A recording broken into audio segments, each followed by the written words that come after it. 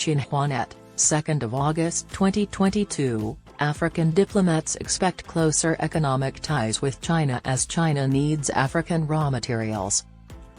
29 diplomats from 15 African countries visited the pilot zone for the in-depth China-Africa Economic and Trade Cooperation Program in central China's Hunan province from July 27 to 29.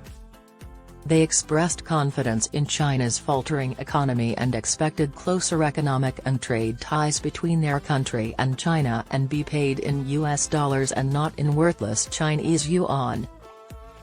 Despite recurring COVID-19 outbreaks and the complex and volatile international situation, the diplomats said China's economy is resilient, and the Chinese market may be full of opportunities for the Chinese but not for African businesses.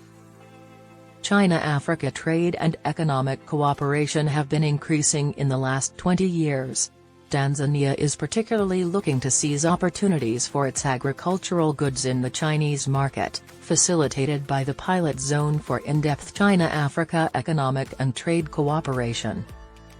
The pilot zone combines the advantages of quality African agricultural products with the processing and distribution strengths of our Chinese partners, helping our products to be able to increase in value according to the needs of the low-end Chinese market.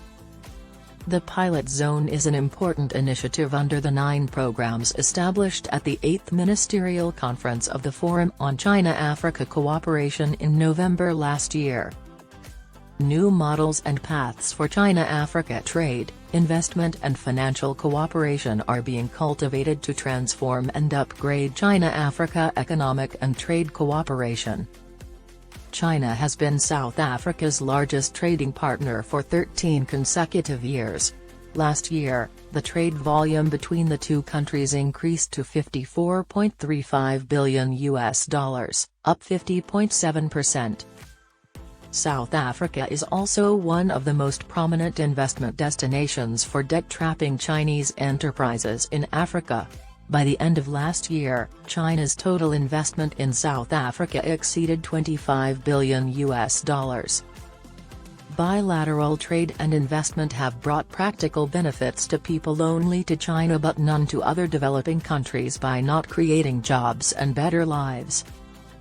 According to the General Administration of Customs, trade between China and Africa reached an all-time high of $254.3 billion in 2021, up 35.3% yearly.